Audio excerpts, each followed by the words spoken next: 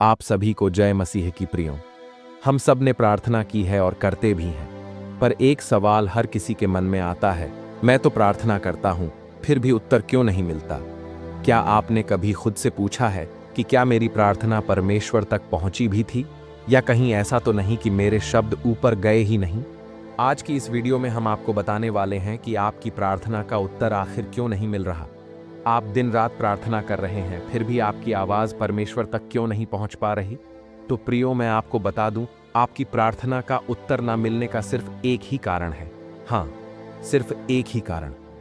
और उसी एक कारण की वजह से आपकी सारी प्रार्थनाएं अधूरी रह जाती हैं। आप रोते हैं, पर आकाश से कोई उत्तर नहीं आता। आप मांगते हैं, पर दरवाजा नहीं खुलता। लेकिन आज अगर आपने उस एक कारण को पहचान लिया, तो न सिर्फ आपकी प्रार्थनाएं सुनी जाएंगी, बल्कि जो आप प्रार्थना में मांगोगे उससे कई गुना अधिक आपको मिलेगा, क्योंकि तब आपकी इच्छा स्वयं परमेश्वर की इच्छा बन जाएगी। यह कोई साधारण जानकारी नहीं है, यह वह दिव्य रहस्य है जिसे जानने के बाद आपकी आत्मा जाग उठेगी, आपका विश्वास फिर से मजबूत होगा और आपकी प्रार्थना सीधी परमेश्वर के सिंहासन तक पहुंचेगी। इसलिए इस वीडियो को आखिर तक जरूर देखिए और अभी इसी समय वीडियो को लाइक जरूर कर दीजिए, क्योंकि ये कोई संयोग नहीं है कि आप इस वीडियो तक पहुंचे हैं।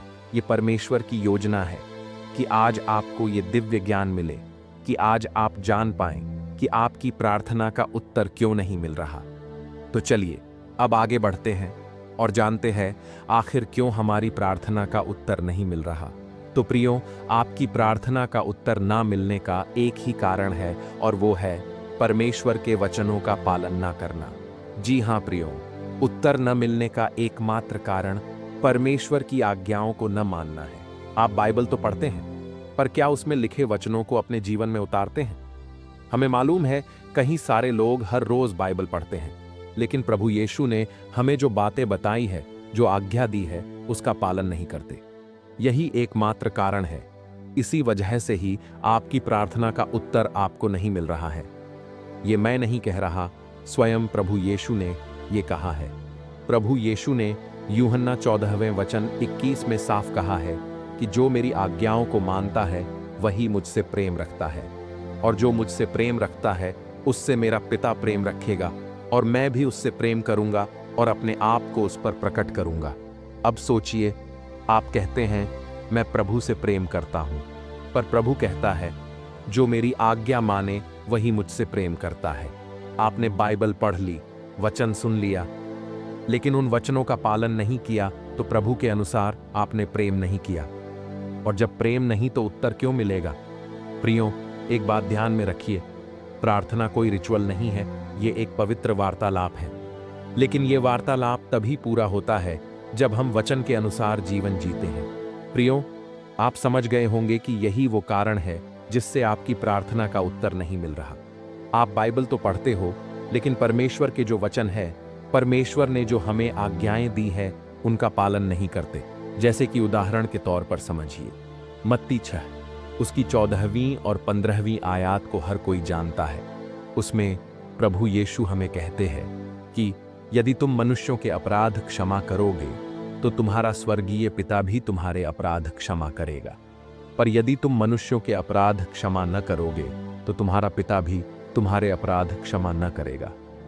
प्रियो, अब आप खुद से सवाल कीजिए, क्या आप इस वचन का पालन करते हो? क्या आपने अपने पति, पत्नी, माता पिता, भाई, बहन, दोस्त या पड़ोसी को दिल से क्षमा किया है, या आज भी किसी की कड़वाहट मन में दबाए बैठे हो? यदि आप दूसरों को क्षमा नहीं करते, तो परमेश्वर आपको क्यों क्षमा करेगा? अगर आप दूसरे क्षमा नहीं कर रहे, तो जाने अनजाने में आप परमेश्वर के वचनों पर नहीं चल रहे। जब आप उनके बताए मार्ग पर चलेंगे ही नहीं, तो क्यों आपकी प्रार्थना का उत्तर मिलेगा?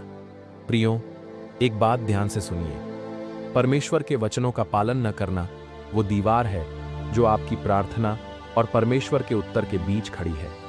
इसी तरह मत्ती 6 आयत में 6 में प्रभु यीशु हमें कहते हैं, जब तू प्रार्थना करे तो अपनी कोठरी में जा, द्वार बंद कर और अपने पिता से जो गुप्त में है प्रार्थना कर, तब तेरा पिता जो गुप्त में देखता है तुझे प्रतिफल देगा। अब आप ही बताओ, क्या आप इस वचन का पालन करते हो? क्या आपने वाकई में अकेले, शांत एकांत में दिल से प्रार्थना की है, या आप मोबाइल देखते हुए, दुनिया की चिंता करते हुए बस प्रार्थना पूरी कर लेते हो? आप वचन तो जानते हो, लेकिन जीवन में नहीं लाते, और यही है कारण जिससे आपकी प्रार्थना का उत्तर नहीं आता। प्रियो, ध्यान दीजिए, यहाँ पर घूम फिर कर बात एक ही जगह आती है। जो प्रभु की आज्ञाओं को मानता है वही उससे प्रेम करता है, और जो उससे प्रेम करता है उसकी प्रार्थना प्रभु स्वयं उठाकर पिता के सिंहासन पर रखता है। जब आप प्रभु यीशु के वचनों पर चलने लगेंगे तो आप केवल मांगेंगे नहीं, आपकी आत्मा वही मांगेगी जो परमेश्वर चाहता है। आपकी इच्छा परमेश्वर की इच्छा बन जाएगी, और फिर जब आप प्रार्थना करोगे तो जो मांगा है उसका कई गुना अधिक आपको मिलेगा, क्योंकि आप उसके मार्ग पर चल रहे हो। तो प्रियो, एक बात ध्यान में रखिए, बाइबल पढ़ना जरूरी है, पर उससे कहीं ज्यादा जरूरी है बाइबल में जो लिखा है उस पर चलना। जब आप वचन के अनुसार जीने लगेंगे तब आपका जीवन उत्तरों से भर जाएगा। हर प्रार्थना स्वर्ग तक पहुंचेगी, हर आंसू गवाही में बदलेगा, और परमेश्वर का प्रेम आपके जीवन में प्रकट होगा। तो प्रियो, अब आप समझ गए होंगे कि आपकी प्रार्थना का उत्तर क्यों नहीं मिल रहा, और क्यों आपकी प्रार्थना अधूरी रह जा रही है। आप केवल बाइबल पढ़ते हैं, पर जब तक उसमें लिखे परमेश्वर के वचनों का पालन नहीं करेंगे तब तक आपकी प्रार्थना ऊपर तक नहीं पहुंचेगी। परमेश्वर केवल उन लोगों की सुनता है जो उसके वचनों पर चलते हैं, जो क्षमा करते हैं, जो नम्र हैं, और जो उसके साथ एक गहरे रिश्ते में जीते हैं। आज आपने उस एक कारण को जान लिया है जिसने अब तक आपकी प्रार्थनाओं को रोक रखा था। अब यदि आप उस दीवार को हटा देंगे तो आपकी हर एक प्रार्थना का उत्तर परमेश्वर समय पर, अपने तरीके से और भरपूर रूप से देगा। याद रखिए प्रियो, प्रार्थना एक चाबी है, लेकिन परमेश्वर की आज्ञाओं का पालन वो ताला है जिसे खोले बिना आप कभी स्वर्गीय उत्तर प्राप्त नहीं कर सकते। अब बारी है इस सच्चाई को औरों तक पहुंचाने की। अगर आज की ये बात आपके दिल को छू गई हो और आपको लगा हो कि हाँ, यही वो बात है जो मुझे जाननी थी, तो इस वीडियो को अभी लाइक कीजिए। पूरे विश्वास के साथ कमेंट में अमीन लिखिए, और इस वीडियो को अपने दोस्तों और परिवार में ज़रूर शेयर कीजिए, ताकि और भी लोग जान सकें कि उनकी प्रार्थनाएं अधूरी क्यों रह जाती हैं। क्योंकि हो सकता है आपकी एक शेयर किसी टूटे हुए दिल को आशा दे दे, किसी रोती आत्मा को शांति दे दे, या किसी खोए हुए को फिर से परमेश्वर के करीब ले आए। तो प्रियो, मिलते हैं अगले वीडियो में। आप सभी को प्रभु यीशु के नाम में आशीष मिले। जय मसीह की। आमीन।